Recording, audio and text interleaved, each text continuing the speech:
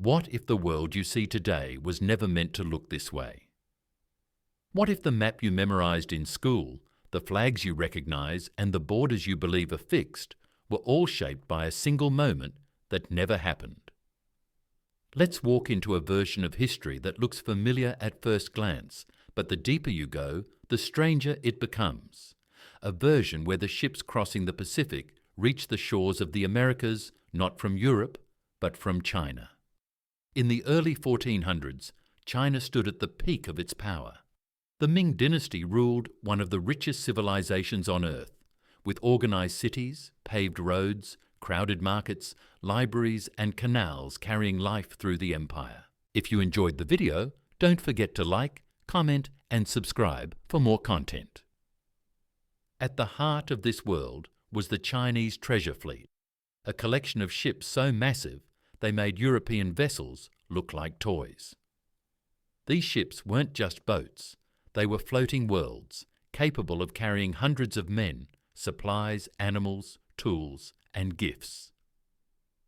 And leading them was Admiral Zheng He, a man trusted with the most ambitious naval missions of the age.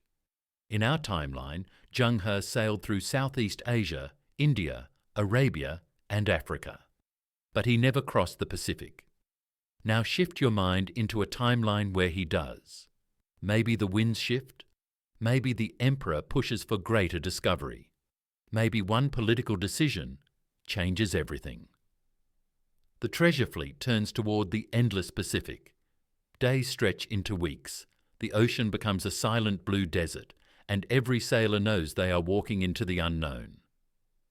And then, finally, land appears. A coastline untouched by the old world, stretching wider than anything they have ever seen. China has arrived in the Americas, more than 70 years before Columbus is even born. Their landing point is somewhere along the Pacific coast, maybe modern-day California or Mexico. The sailors step off the ships and onto soil no Asian empire has seen. The air smells unfamiliar. The forests are deep and wild. Animals watch from a safe distance, unsure of these new visitors. Now comes the moment that decides the future. First contact. Chinese explorers during this age were not conquerors. Their missions focused on trade, diplomacy, and building relationships, not taking land. So they approached the local tribes, the Ohlone, the Chumash, or others, with gifts. Silk embroidered with gold, porcelain bowls shining like moonlight, iron tools strong and cold in the hand. The Native Americans study the visitors carefully. The clothes, the objects, the animals brought across the sea, all unfamiliar. There is fear, but there is curiosity too. Slowly, a cautious relationship forms. The Chinese build a small wooden outpost, not a fortress, but a trading lodge, a place to stay and exchange goods. They don't plant a flag or claim the land. Instead, they try to blend into existing networks. They learn local languages, share rice, tea, and metal tools. In return, they receive maize, beans, squash, and deep knowledge of the land. This small exchange becomes the spark that reshapes an entire hemisphere.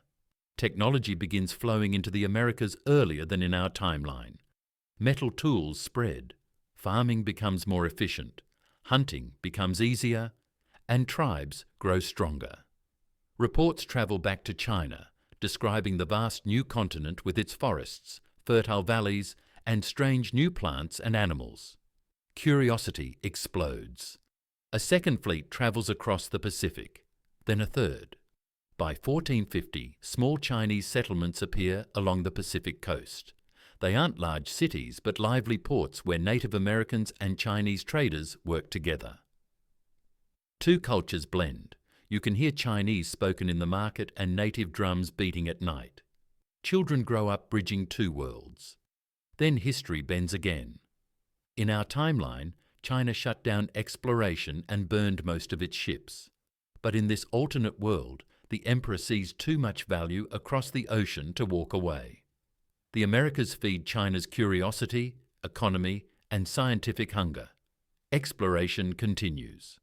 By the mid-1400s, the west coast of the Americas is dotted with mixed settlements, with local leaders and Chinese officials meeting in shared councils.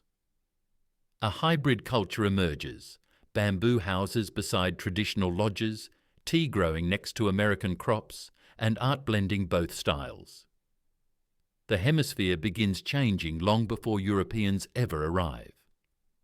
Now Europe enters the story. When Columbus reaches the Caribbean in 1492, he expects untouched land.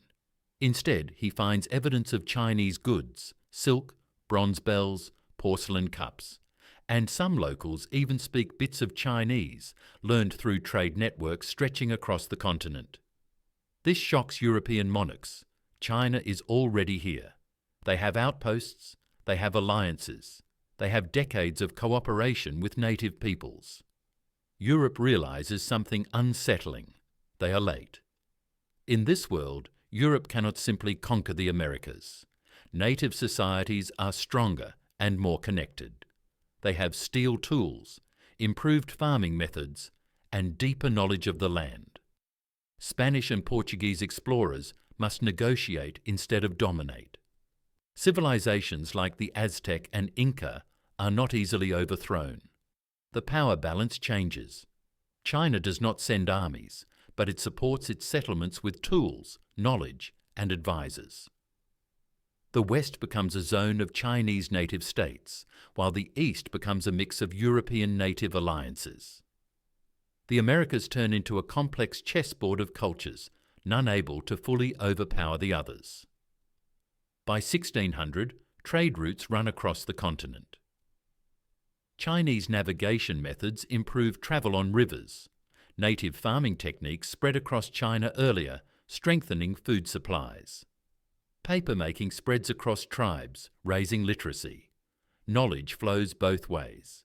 Chinese scholars travelling to the Americas record new plants, medicines, and astronomical observations. In our world, China slowed in scientific progress because of isolation. But here, new ideas from the Americas keep innovation alive. Gunpowder weapons improve, shipbuilding gets better. New crops like potatoes and maize help feed millions in Asia, making China even stronger. China rises as a global superpower, not through conquest, but through partnership. Europe becomes powerful too, but never dominates the world the way it did in our timeline.